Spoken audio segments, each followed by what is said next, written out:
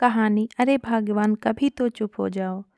विमला जी और कमल जी के दो बेटे थे, बड़ा बेटा अमन तथा छोटा मनन। कमल जी एक सरकारी कर्मचारी के पद से रिटायर थे। दोनों बच्चे भी नौकरी में थे। अमन की शादी हो चुकी थी पीहू से। पीहू बहुत ही सभ्य, सुंदर, संस्कारी, प्यारी मुस्कान वाली लड़की थी। वह घर में सभी का बहुत ही ध्यान रखती। घर आते ही उसने सारी जिम्मेदारी संभाल ली थी।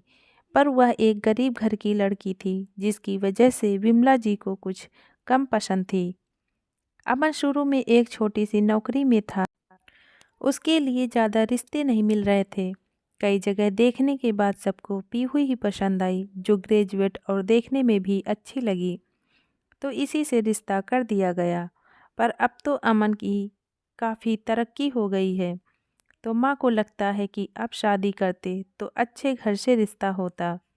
इसी बात को लेकर वह कई बार पीहू को सुनाती भी हैं। बिमला जी कड़क मिजाज की हैं और कायदे कानून वाली भी हैं। घर में सभी उनसे डरते हैं। वह जैसा चाहती हैं वैसा ही होता है। और पीहू को भी कई बार कुछ कुछ कहती हैं, पर कोई उनको कुछ कहता नहीं।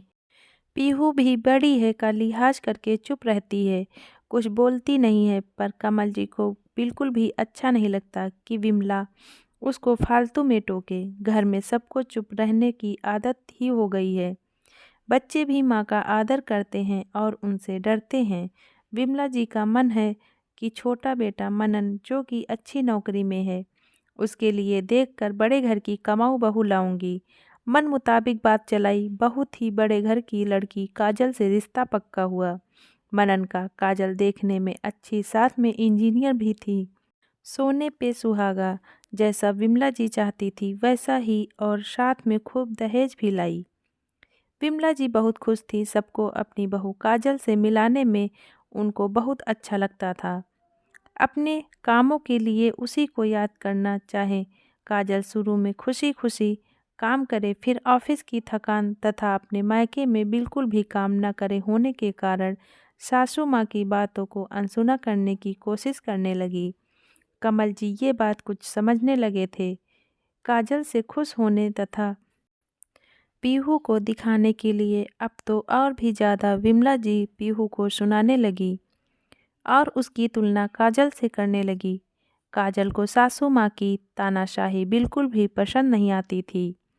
वह बहुत ही चालाक थी। उसने अपने लिए कुछ ही महीनों में दूसरे शहर में नौकरी देख ली और मनन को भी वहीं ट्रांसफ़र लेने को कह दिया और दोनों दूसरे शहर में शिफ्ट हो गए। कमल जी काजल की होशियारी समझ रहे थे, पर वह किसी से कुछ नहीं कहते थे। काजल के जाने के बाद भी विमला जी का व्यवहार नहीं बदला। पीहू सारा काम करे, समय समय पर नाश्ता खाना सब मम्मी जी पापा जी को दे, फिर भी उसको कोई न कोई बात को लेकर विमला जी हमेशा सुनाती रहती। एक दिन किसी बात को लेकर वह पीहू को सुना रही थी। बहुत देर हो गई सुनाते सुनाते, तब जाकर कमल जी का पारा बढ़ गया। गुस्से से बोले, भगवान कभी तो चुप हो जाओ, हमेशा बड़बड़ बड़बड़ करती रहती हो। आज पहली बार कमल जी के सबके सामने इतनी तेज डांटने से विमला जी बहुत ही दुखी हुई। वो किसी से और कमल जी से भी बात नहीं कर रही थी।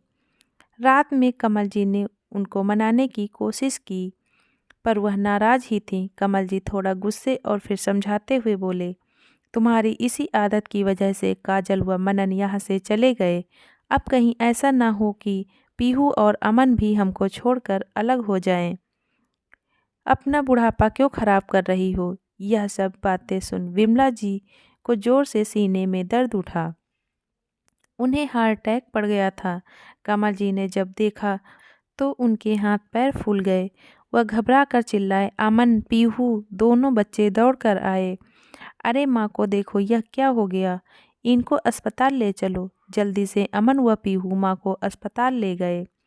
वहाँ उनका इलाज हुआ। 2 दिन में छुट्टी हो गई। विमला जी बहुत ही कमज़ोर हो गई थी। अब पीहू घर में विमला जी का दिन रात बहुत ध्यान रखती। डॉक्टर के कहे अनुसार उनको समय समय पर दवाई, दूध, फल सब देती। जल्द ही विमला जी पूरी स्वस्थ हो चली। विमला जी को पीहू की अनवरत सेवा देख आज अपनी गलती का एहसास हो रहा था। उनको लगा मैं कितनी गलत थी, कमल जी सही कह रहे थे। मैं तो अपनी ही हीरे जैसी बहू का तिरस्कार कर रही थी। उधर जब काजल को पता लगा कि मम्मी जी को हार्ट अटैक आया था, तो वह तो नहीं, मनन माँ से मिलकर चला गया। काजल का ऑफिस का काम था, इस वजह से नहीं आ पाई। एक दिन कमला जी रो रही थी, तभी पीहू कमरे में पहुंच गई और घबरा कर पूछी, मम्मी जी क्या हुआ?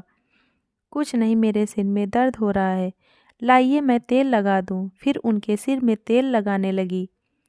विमला जी बोली, बेटी मेरी गलती के लिए मुझे माफ़ कर दो, मैंने तेरा बहुत दिल दुखाया है। ऐसा क्यों कह रही हैं मम्मी जी? आप बड़ी होकर मुझसे माफ़ी मांगे ये मुझे मंजूर नहीं, आप तो मेरी माँ समान है। कह पीहू रोते हुए विमला जी के आगे आंखों के आंसू पोंछने लगी। विमला जी के मन के सारे गिले शिकवे अब आंसुओं में बह चले। उन्होंने प्यार से पीहू को गले से लगा लिया और दोनों के दिल में सारे दुख दूर हो गए।